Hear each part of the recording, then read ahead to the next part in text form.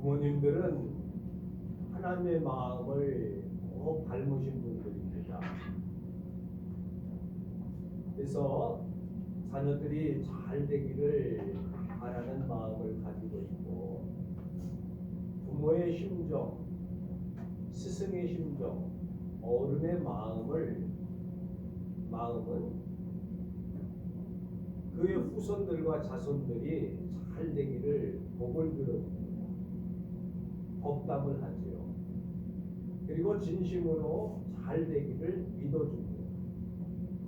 그리고 믿을 뿐만 아니라 응원해주고, 또한 힘을 다해서 협력을 해주고, 그리고 힘이 있으면은 그 힘을 쏟아서 자손들에게, 후손들에게, 자녀들에게 전해주게 됩니다.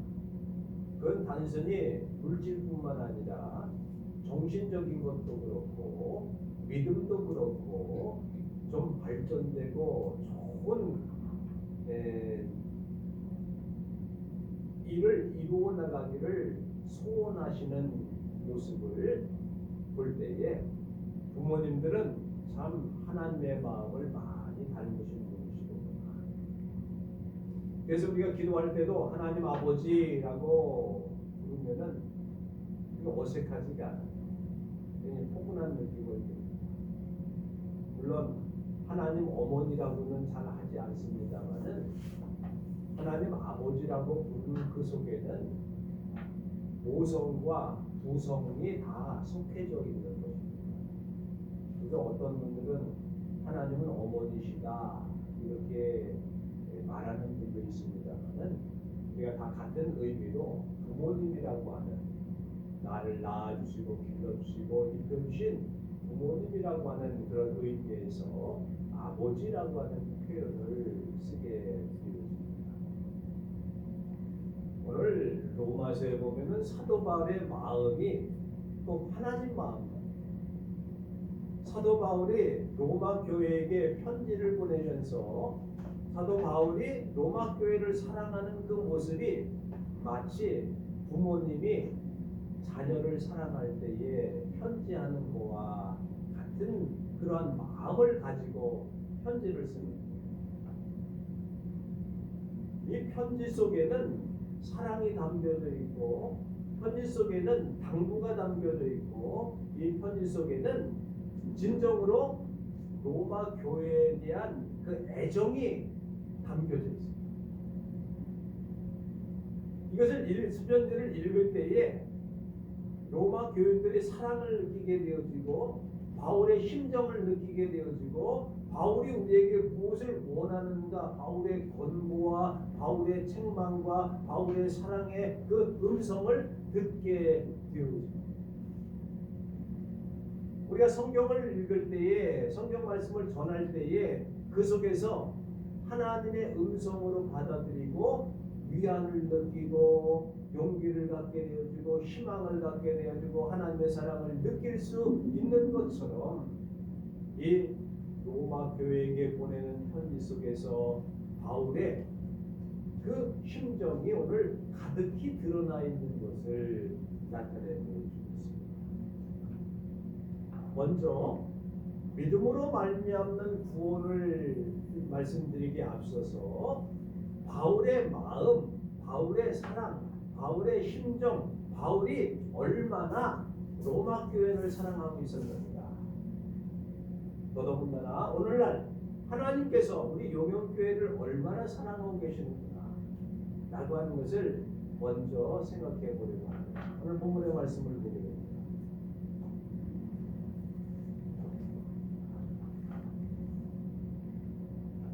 바울은 늘 로마 교회를 볼 때에 감사한 마음을 가지고 있습니다.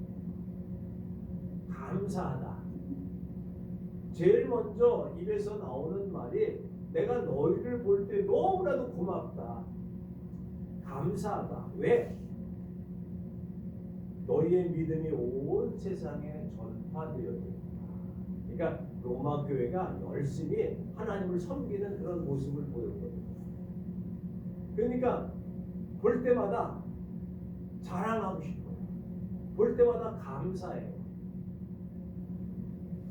우리가 부모들이 자녀를 볼 때마다 감사하다, 자랑스럽다 이런 거 하기가 쉽지가 않습니다.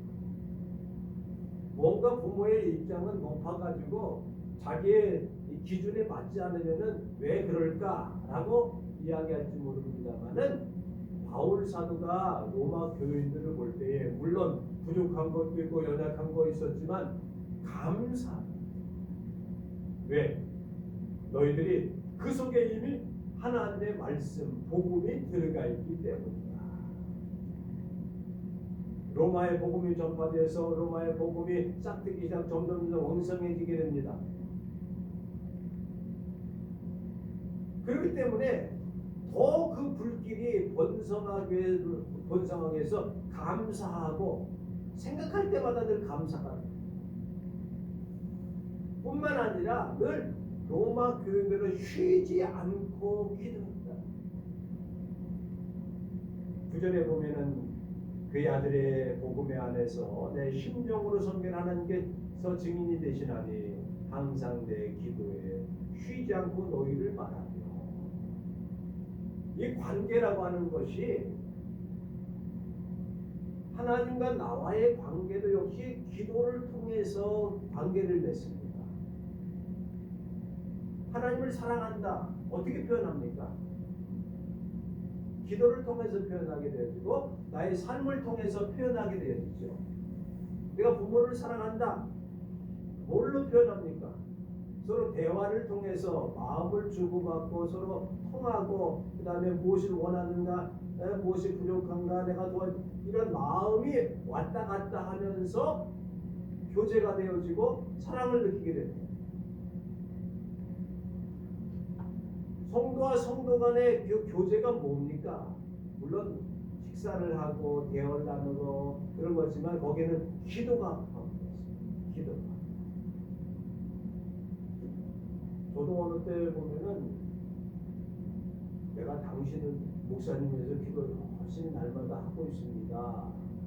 이렇게 말씀하세요. 그럼 나는 못했는데 부끄러워. 그리고 애들 이름까지 물어봐요. 애들이 종아, 종혁이, 종아, 저것도 누구죠? 내가 아침마다 목사님 자녀에 대해서 늘 기도하고 있습니다. 우리 박영주 전사님이 항상 그래요. 내가 목사님에 대해서 늘 기도하고 있습니다. 목사님 아들 되겠습니다. 나는 박영주 전사님에서 잘 기도 못해드리는데 부끄러워요. 왜냐면 그 박영주 전사님이 이제 나이 연세가 많으시잖아요.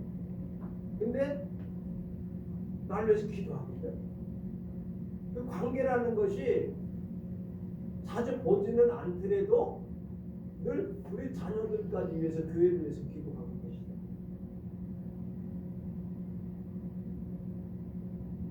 나는 가끔가다 한 번씩 생각날 정도인데 나를 위해서 기도하고 계시다. 내가 부모는 자녀를 위해서 기도하고 있잖아요. 그건 뭐예요? 기도라고 하는 것은 물론 그 여러 가지로 말할 수 있으면 관심도 돼요. 관심. 내가 생각하고 있다. 내가 기억하고 있다. 내가 너를 사랑하고 있다. 내가 잘 되기를 원한다. 그리고 내가 하나님 더 잘 믿음 안에 굳건히 서기를 원한다. 이거 기도하는 게 쉬운 일이 아니에요. 여러분 해보셔서 알겠습니다. 알 거예요. 내가 누군가를 위해서 기도하고 있다. 하나님 앞에. 물론 목사는 의무적으로 하기 싫든 좋든 간에 성도들의 이름을 불러가면서 기도합니다. 이건 의무예요. 이거는 선택적으로 기도하는 게 아니라 그냥 의무적으로 하는 거예요. 부모도 마찬가지예요. 부모도 자식을 위해서는 의무적으로 하는 거예요. 이거는 해야 되냐 말아야 되냐 이런 상관없어요. 그냥 하는 거예요. 근데 부모, 자식 이런 성도가 관계가 아닌데 주변에 있는 사람들에서 이렇게 기도한다라고 하는 것은 쉬운 일이 아니에요. 관심이 있어야 되고 또 사랑해야 되고 그리고 잘 되기를 바라는 소망이 있어야 그 관계가 이어지는 거 아닙니까? 그러니까 사도 바울과 그 로마 교회 성도들과 로마 교회와 거기 있는 뻗어 있는 성도들의 관계는 늘 빼놓지 않고 기도합니다. 그러니까 바울이 로마 교회에 대한 사랑이 얼마나 크고 얼마나 관심을 가지고 잘 되기를 바라고 있었는가를 보여주게 돼요.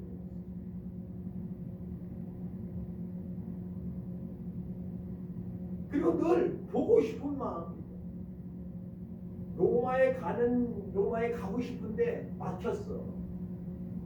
여러 번. 근데 여러 번 가고자 노력을 애써 이번에는 한번 가야지. 왜? 보고 싶다. 이제 명절이 되어지면은 부모님들을 한 번씩 뵈러 가게 됩니다. 오늘도 보니까 이렇게 올라와요. 어떤 애가 인사를 해. 가물가물. 애들이 이렇게 딸려가지고 와. 아마 종혁이 친구인가 봐. 어머니 보러 왔니? 네. 평상시에 좀 잘 오고 괜찮은데 이럴 때라도 한번 의무적으로라도 뵙지 않습니까?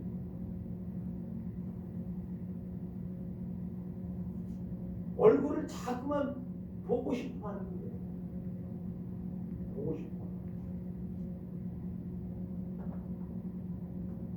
효도는 다른 게 효도가 아니라고 하지 않습니까? 얼굴 많이 밝혀주는 게 효도하는 거라고 해요.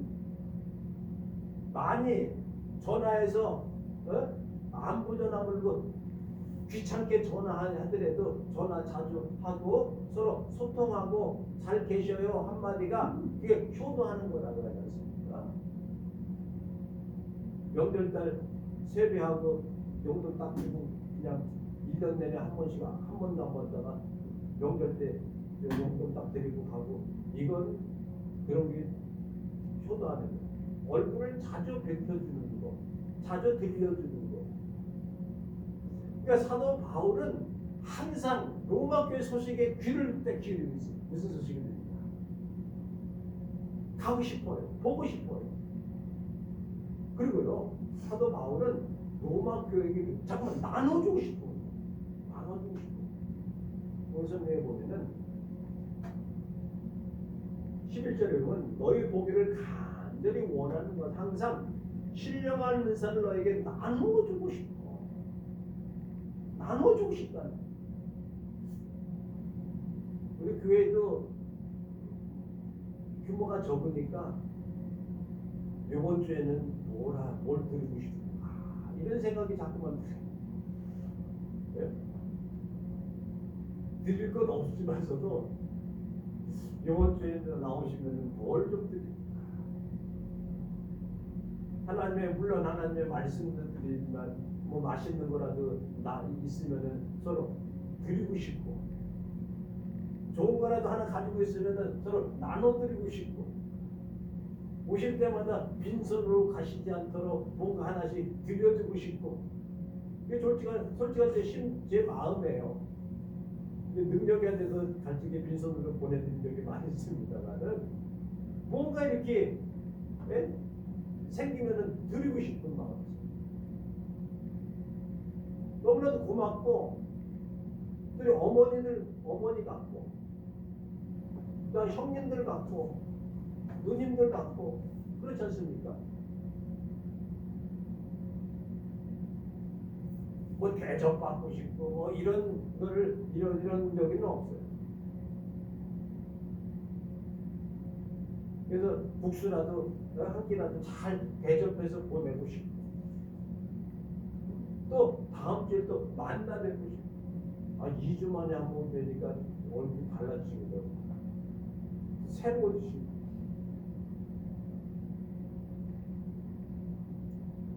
좀 나눠주고 싶어. 이건 여기서 말하는 바울 사도가 있으면 뭘 그 많은 사람들 다 나눠주겠어요. 신령한 은사를 나눠주고 싶다는 거예요. 은사는 하나님의 선물이잖아요.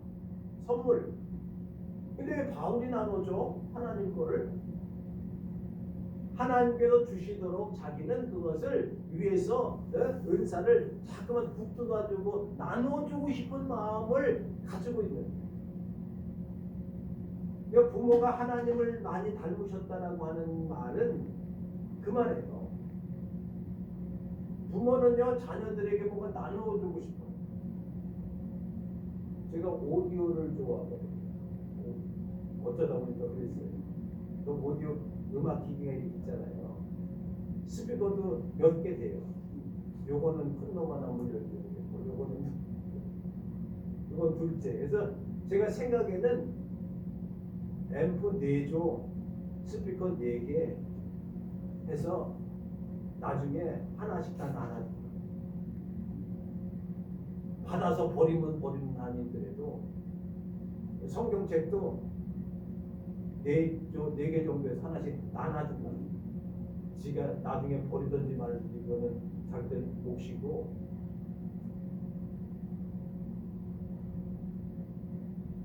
하나님께서 우리에게 무엇인가 자꾸만 은사를 주시기를 원하잖아요. 왜? 오늘 성경에 보니까 저희들이 굳건하게 하기 위해서, 성경대로 보면은 견고하게 하기 위해서, 흔들리지 않게 하기 위해서.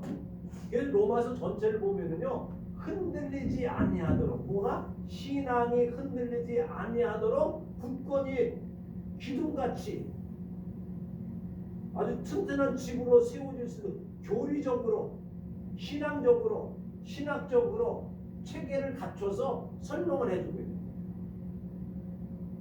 거예요. 1장부터 11장까지 신학적으로 우리가 왜 예수를 믿느냐? 왜 구원을 받느냐? 어떻게 구원을 받느냐? 이스라엘 백성들은 어떻게 했느냐? 근데 이방인들도 믿음으로 말미암아 구원을 얻게 되어지는데 이것은 다 하나님의 은혜요. 그것은 우리가 잘나고 유대인이고 뭐 11조를 잘하고 봉사를 잘하고 능력이 있어서가 아니라 하나님을 믿음으로 말미암아 구원을 얻는 차별이 없다.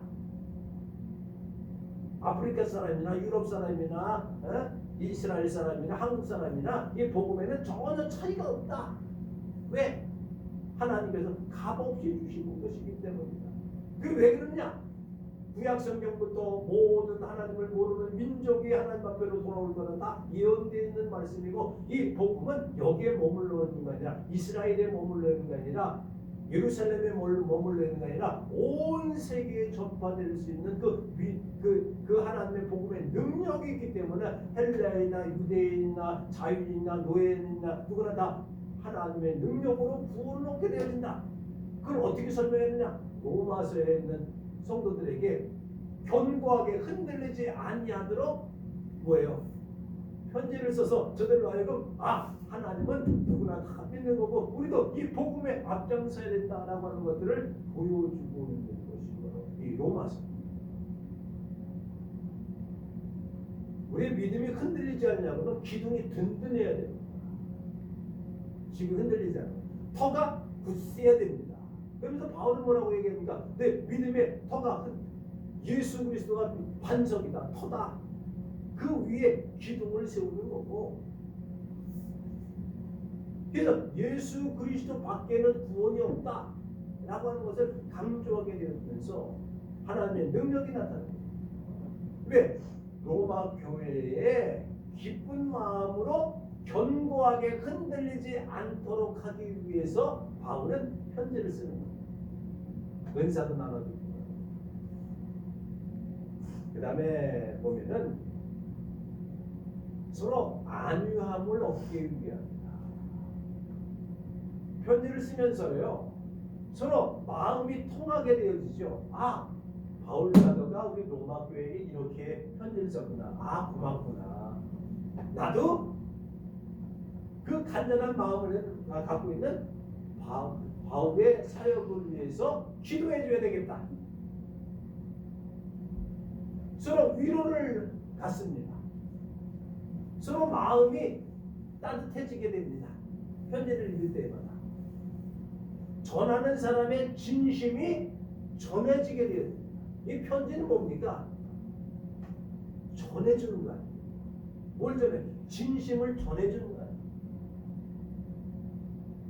쓴 사람의 그 편지를 쓴 사람의 마음을 그대로 전함을 받을 때에 감동이 생깁니다. 한 가지 더 말씀을 드리면은 이게 얘기합니다. 너희로 하여금 열매를 맺게 하라. 열매를 맺게 하는 것입니다. 열매를 맺는다는 것은 굉장히 소중한 겁니다. 잎사귀만 무성하면은요 아무 쓸데가 없어요. 열매를 맺어야 될 거 아니에요.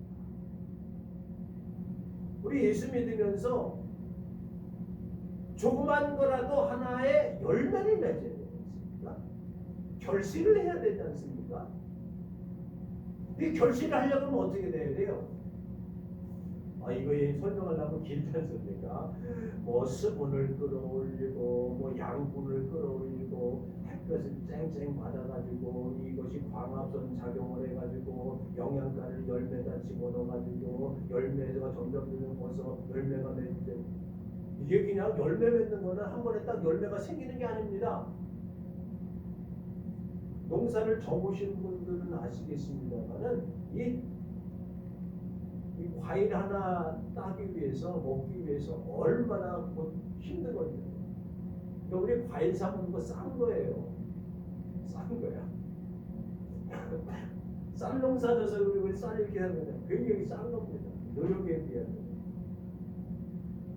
오히려 농사짓는데 그냥 사 먹는 게 낫겠다 할 정도로 거기는 땀과 정성이 가득가득 생깁니다.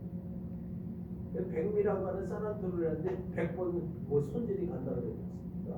백미라고 했습니다. 천년은 천번가라고 어떤 지간에 하나 하기 위해서 너희들이 하여금 열매를 맺게 하려 합니다. 한 가지 더 말씀드리면 이겁니다. 나는 헬라인에게 14절에 보면은 야만이나 지혜나 어리석은 자가 빚진 자다. 그러니까 사도 바울은 당당하게 너 막 이렇게 얘기하지 않습니다. 너 안 해? 해? 안 해? 혼나고 싶어? 이러질 않습니다. 왜? 자기 자신을 가리켜서 빚진 자라고 생각합니다. 빚진 자. 빚을 졌어요. 그럼 그 빚을 계속 갖고 있으면 안 되잖아요.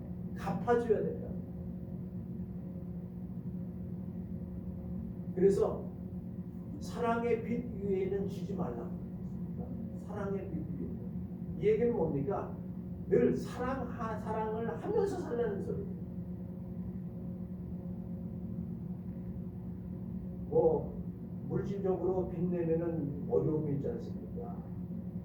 그 갚으려면 얼마나 힘들어요. 그냥 아파트가 그렇게 많은 것 같아도 대부분 보면은 대부분 빚을 다 산 거 아닙니까? 아파트가 떨렁 있는데 빚이 하나도 없어. 그 사람 엄청 부자입니다. 네? 집 한 채 있고 빚 없으면은요 그 사람 부자래요. 아주 큰 아파트를 떵떵거리고 사는 것 같아도 빚이 엄청 많은 거예요. 융자를 나가려면 물론 몇 년 갚으면은 다 갚을 수가 있겠습니다만 그러기 위해서는 굉장히 힘든 거예요.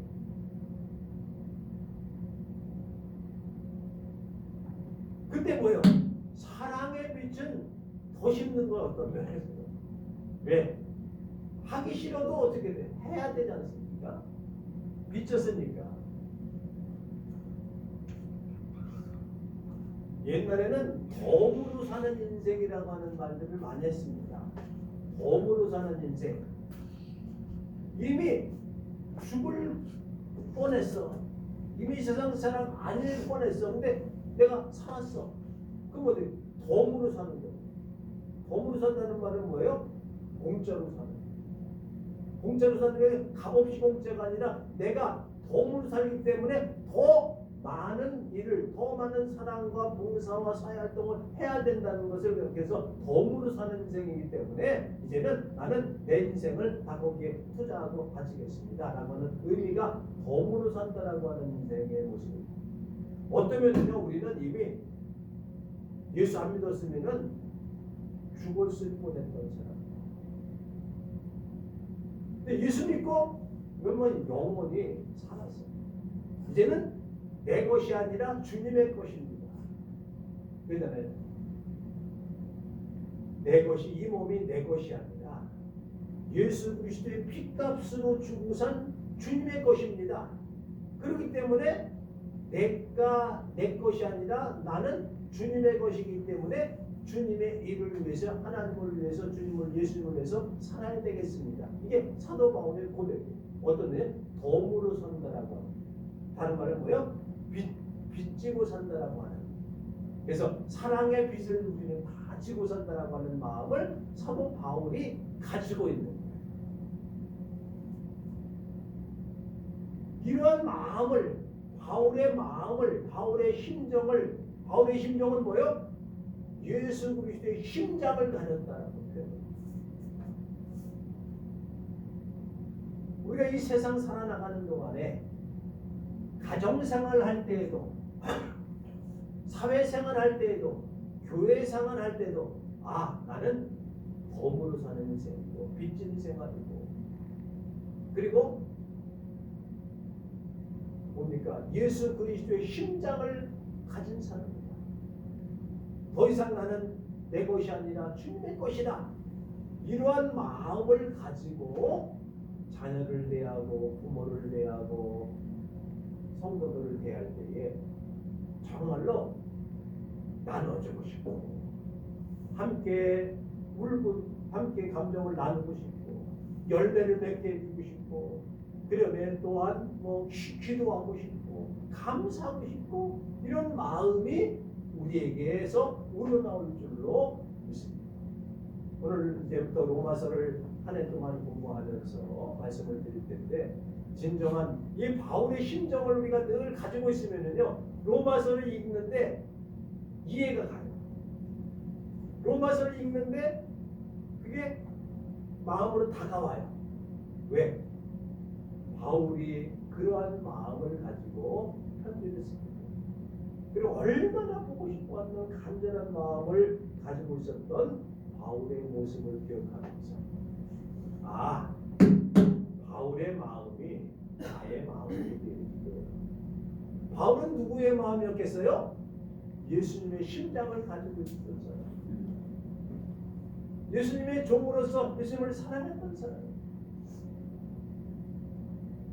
우리가 자녀를 대할 때도 바울과 같은 마음, 하나님의 마음, 예수 그리스도의 심장을 갖고 있는 마음으로 형제를 대하고 가족을 대할 때에 더 큰 하나님의 사랑과 긍휼하심과 은혜가 있게 되어지고 그 속에 복음의 능력이 나타났습니다. 믿음으로 믿음에 이르게 하시는 이 말씀 오직 믿음으로 말미암아 삽니다. 우리는 이미 하나님의 계약자들로서, 계약자라는 건 뭐예요? 하나님과 나와의 아버지 아들이라고 하는 계약을 맺고 언약의 계약을 맺은 약속으로서 이 복음은 하나님의 자녀들에게 계약자들에게 맺어주는 복음인 줄로 믿기에 우리는 이제 바울 사도를 통하여서 하나님께서 우리에게 주는 말씀을 들을 때에 기쁨과 감사하는 마음으로 화답하고 맞아들일 때에 큰 우리의 신앙의 성숙이 되어지고 신앙의 견고하게 되어지고 신앙의 열매를 맺을 줄로 믿습니다. 기도하시겠습니다. 하나님 아버지 은혜와 사랑을 감사합니다.